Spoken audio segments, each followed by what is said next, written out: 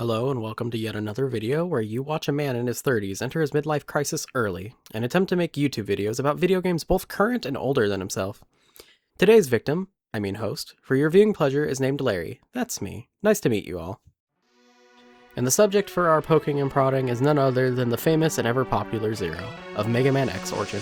We'll be discussing various things about the character, such as facts, how fans interpret such facts, and my own opinions about such things if I feel so inclined. For a rather quick, obvious example, look at these large green orbs here. He's had these tatas in every design of his throughout the series. Fan opinion on these nipples range greatly, one example saying that they are supposed to be some sort of shielding system, while another might claim that the tits are because Zero was originally supposed to be a woman and a love interest to our protagonist X. I personally think these are just headlights, warning whoever he fights with an arrow of which way he's about to swing his sword. As for the other mentioned theories, no evidence of either of those things. In fact, there's only evidence against the claims of Zero being a planned leading lady. But when shown to the higher-ups at Capcom, he wasn't considered MegaMan enough. What, but this guy is? So Zero needed to be redesigned, and thus they shattered his chest, shaved his head, and dipped him in blue paint, and our regularly scheduled Blue Bomber was created. But this video isn't about him. Let's get back to the samurai and tighty whities.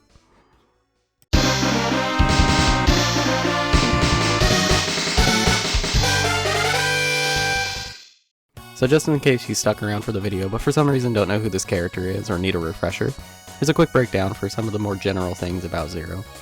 Zero in today's instance is from MegaMan X. We will not be going into much detail on Zero from Mega Man Zero, or the Z medal from MegaMan ZX, or even Zero 2 from Kirby and the Crystal Shards. Maybe later. They're all related characters, the superfans can appreciate that clarification, I'm sure. Zero is often considered the secondary protagonist of the Mega Man X series. Players could start controlling him as early as Mega Man X3, but as a weird summon type of mechanic. In some ways you could say that he wasn't really playable until X4. More on that later, probably when I talk about how he dies all the time. As for abilities, he has an arm cannon that he rarely uses. He's an upgradable character based on who he defeats, similar to Mega Man and X, but he's primarily known for using his sword. This makes him the up close and personal type of character, versus X who can stand on the other side of the room and take shots at you. This is his strength and weakness in gameplay, because anyone who's played games a lot knows that the guy who stands 2 feet away and repeatedly punches you in the face is somehow doing more damage than the person using a gun.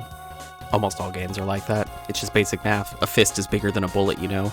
And then that sword is bigger than the fist, so you know that bad boy is going to be doing some serious laceration damage. His in-universe job is a Maverick Hunter, and what that means is that he hunts down Reploids, the in-universe robots that are capable of human emotions and decision-making, who have decided to use that sentience to be criminals. Once a Reploid has made a decision to become a criminal, they are considered Mavericks, who Zero then hunts, hence the title. And yes, it's an execution on sight type of deal, not an arrest type of deal. Other things that might be relevant to know is that he's considered the cool character. To clarify, I mean that both in universe he lives in and fans of the series find him to be rather cool. Might be obvious to some, but seriously, just look at this guy. If somebody from the modern age was looking at this character design, whoever would say, yeah, that man is bad to the bone right there. He has his underwear on the outside, just like Superman, breasts exposed, just how I like him. No one, because no one talks that way. Let me just be clear before I continue on. I do not agree with the opinion that Zero is cool. If that wasn't clear, I don't dislike this guy on a personal level or anything, you know, just enough to make an entire video minorly bashing on him. For fun. It's just how I get my kicks as a contrarian. I'll say that's probably enough broad knowledge. Let's move on to our first fact of the day. This is a rather simple one, but as we can see here in picture A, Zero is designed somewhat differently in Mega Man X when compared to his appearance in the rest of the series. But Larry, that's just a design choice, who really cares, right? Apparently not. Now, if you're a fan of the game series, you'll likely know that Zero dies in Mega Man X1 for the first time of like a potential 3 or something like that throughout the series. This leads him to being revived in Mega Man X2. You see in Mega Man X2, there's this optional side goal to go and gather Zero's body parts that have been rebuilt by the enemy. The big baddies are just carrying them around with them for X to steal. Because that makes sense. In universe, they basically challenge X and say they want to get Zero's control chip to revive him. You know, but evil. Imagine that. Imagine how that feels from X's perspective. You walk into a boss room, and the baddie over there is just holding the severed head of your dead friend, who's not recently dead at all. He's died 6 months ago. But not only that, it's a replica of his head, just completely doppelganger vibes. The whole thing just seems uncomfortable. Retro storylines are insane. Too bad you have to dig through wikis to ever understand any of them. So more or less, when you gather Zero's body parts and rebuild him in this game, which is more often considered the canon ending, the slight differences of how the enemies rebuilt him in this game became his design going forward. Thank God they remembered to put on his blinkers. Even if you don't gather the parts, this will result in Zero being revived in this form anyway. The X Hunters will break into the home base while X is away from it, and steal any parts you might have gathered, and his control chip, and then revive him themselves, you know, but evil. This makes the rebuilt Zero fight you before the final boss as an additional phase of sorts, who when X prominently goes and slaps across the face, will remember that he's not supposed to be evil. He's supposed to be dead. That's why I didn't gather the parts. Let me slap him harder. He's still moving, X. Let's move on. So let's go over this quickly. And since people like to be babies online about what is considered death, we'll say in this case it's a character being significantly damaged to where they can't experience consciousness anymore. Yeah, I was just gonna list the deaths, but a surprising amount of takes are that Zero never truly dies because he's a robot. He just, loses his physical form, and all the senses connecting him to the world for a period of time until somebody decides to put him in a new body. It's not death. No.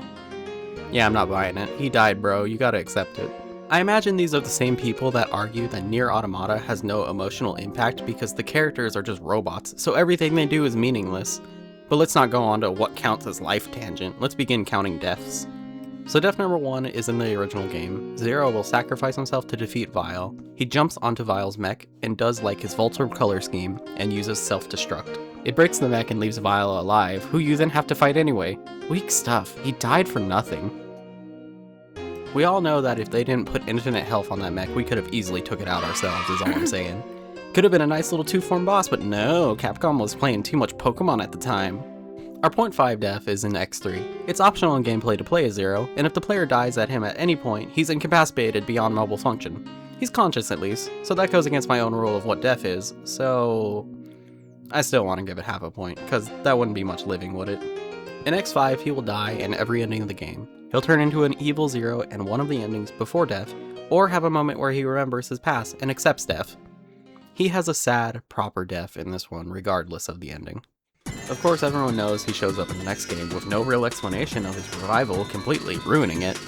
So I'll say it again. Slap him harder. He's still moving. More!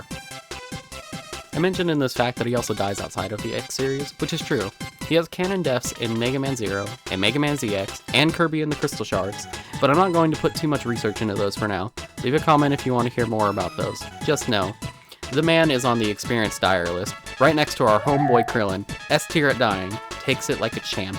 Every time Zero dies, he ends up at the same pained state somehow, where he has no legs. It's an interesting choice, especially considering he doesn't die in the same way each time. Generally there's an explosion involved, but it's only Zero blowing himself up the first time. In X5, it's somewhat implied that Sigma blows himself up and takes Zero out with him, but for some reason the explosion only affects his legs. I theorize that this yellow piece here, that thing I was gonna say was his health bar originally, is actually an explosive. This is his dynamite stick that Zero keeps in his pants, and every time he's fatally wounded, it goes off. But can we take those pants off? Yeah, this fact is somewhere between a like duh, or really, depending on the type of person you are. So what I mean by this exactly is everything that you see here, this is the man himself. These red parts have never had any evidence of coming off. The only one that has ever come off is the helmet, as you might expect. But this only happens in non-canon manga appearances. This concept spreads over to X as well, as he is the only Mega Man who has never taken his helmet off, interestingly enough. Mega Man has taken off his helmet, Mega Man EXE has, Star Force Mega Man has, Mega Man Volnut has, but never X. As for the rest of his body, although Mega Man X Dive is considered a non-canon fan service game, if we look through some of Zero's alts in this game, his paint and outerwear will often change, but he never takes anything off. And not all the characters are like this. Any female bot is generally capable of taking off their large mega boots to put on a swimsuit in the game. Not one male though.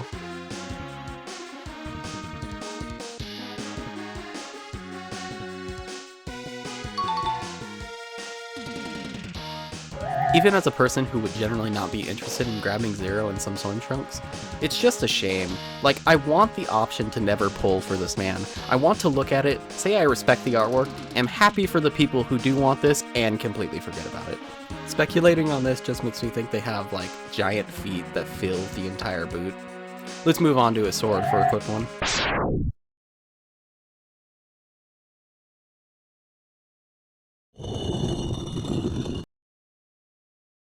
So when Zero died in X5, for some reason when he came back to life in X6, X decided not to give him his sword back for the rest of the series. No homie, I looted you, this is mine now, those are the rules, it's how I remember that you shouldn't be here.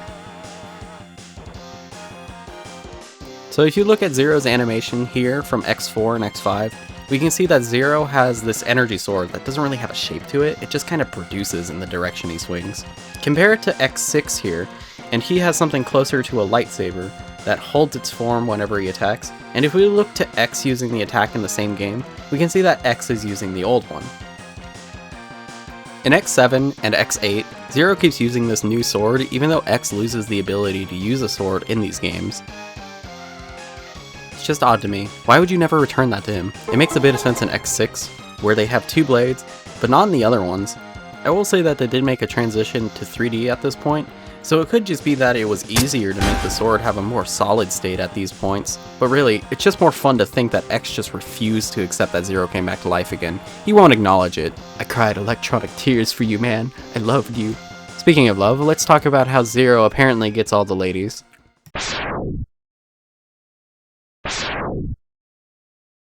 Originally, I was going to include a portion in here that was about the Iris ship, and everything for and against it. But after recording it, the section ended up being around 5 minutes long. We're around the 10-minute mark now, so it was going to take up about a third of the video. Not to mention, I was probably only 75% done with the research for the section. I had everything I needed to anti-ship them, so to speak, but I didn't go and find the lines of quote-unquote hinted feelings for MegaMan Extreme 2. So, since I'm somewhat still in the practice stages of making videos anyway, and you're likely about done eating your lunch while watching this, I'll just make my second video about Iris. And if it ends up not having enough runtime, I can throw in one of these other ships or something. But if I look at all the info I already have from X4, add in a little bit from Extreme 2, slap in something or another from X-Dive, that's probably going to be enough. Anyway, if you watched this far, thank you so much. I hope you'll consider supporting the channel while I learn and grow. I know there are things I can do better, like capturing more footage or figuring out my audio quality. So if you don't mind watching a person struggle, consider being a subscriber. Maybe I'll make you laugh one day. That's all for now. Bye-bye! X1 through X4 storylines are like, hey, you guys are being bad. Oh, hey, Sigma's the cause of this? What's that? Sigma has a new body? Well, you best hope they didn't program that body with pain, Sigma, because we're gonna kick its ass up and down the street right after I ground out 4 E-tanks on these farmable enemies. You're gonna die in 5 minutes, you bald chump.